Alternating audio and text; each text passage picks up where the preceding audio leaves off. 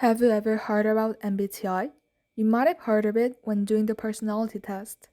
Today, the Myers-Briggs Personality Type Assessment is the most widely used and recognized personality tool in the world. Around 2 million people complete it every year. Then how did it begin?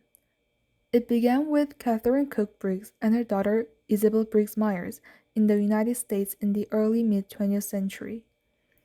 Briggs was inspired to research personality type theory when she met Isabel's future husband, Clarence Myers. She noticed he had a different way of seeing the world. This intrigued her enough to start a literature review to understand different temperaments. She wanted us to know ourselves in depth by discovering and valuing our natural way. She dreamed we could live a life that captures our best self and fulfills our heart's desires. She built the MBTI instrument, an assessment that changed how the world understands individual personality differences and how these differences can lead to deeper appreciation of one another. The Myers-Briggs test gives you a four-letter combination that represents your personality tendencies. But don't worry, there is no wrong answer here. It's all about understanding your natural preferences. Let's dive into each of the four pairs. Extroversion versus introversion. This is all about where you direct your energy. Do you feel recharged after a party or after a quiet night in? If you're the former one, you might be an extrovert. But remember, this isn't about being outgoing or shy. Sensing versus intuition. This pair is about how you take in information. If you focus on what's concrete and tangible, you're probably a sensitive person. If you look for patterns and possibilities, you might be an intuitive one.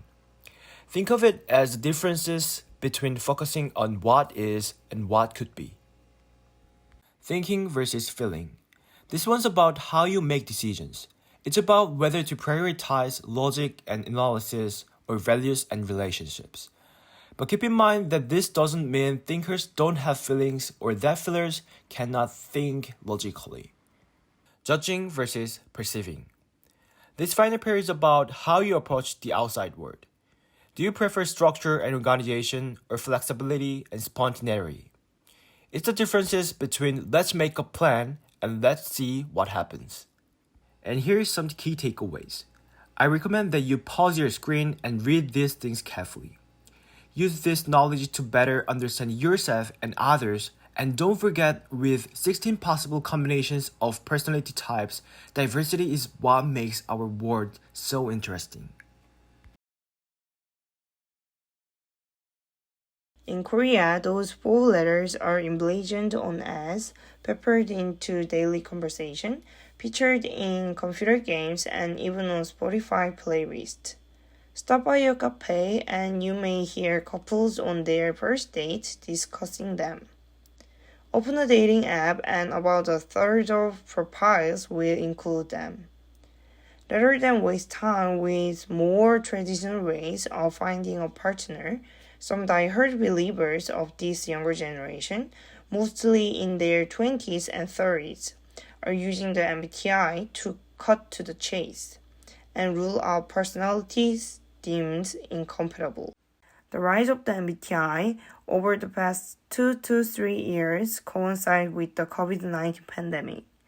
Part of the appeal lay in group psychology as people took comfort in being able to categorize themselves alongside others. People probably have become more anxious, so they need a place they can lean on psychologically and clearly. People feel less anxious when they are united in group. Even without the coronavirus, young Koreans have plenty to be anxious about. A hyper-competitive job market, skyrocketing housing prices, rising unemployment rates, and toxic workplace cultures are often blamed for creating a generation of disaffective youth with a pessimistic view of their future. It's no wonder why young people are into MBTI and crave a sense of belonging. With its high popularity, a high amount of critiques has also come. Most of the frequent ones have already been addressed by the Myers-Briggs Foundation, arguing that the problem is not the tool itself, but rather misunderstandings. Let's see some of them. The first one. Briggs and Myers weren't psychologists. True, but their work is based on Carl Jung's research in analytical psychology and years of work and putting to the test the assessment, giving the MBTI a solid theoretical foundation. Another claim is that the MBTI assessment uses artificial binaries for traits. In fact, it doesn't even measure personality traits. Myers-Briggs only identifies personality preferences and acknowledges everybody uses all preferences according to the situation, as we explained before. Some people say that the MBTI assessment isn't predictive, and they are right. It is a descriptive assessment, not predictive. It is meant to help you understand your own strengths and challenges, not predict if you'll be successful in your career or get into a relationship. Finally, but not least, let's remember that the real Myers-Briggs assessment is trademarked. This means that the free tests online that are popular and passed off as the original lack the accuracy of the official version, which is actually statistically validated. Overall, the Myers-Briggs Type Indicator is a great tool to better our understanding of ourselves, but it shouldn't be mistaken as a guide for everything or for making major decisions. At the end of the day, it shows us our preferences and what we are most comfortable with.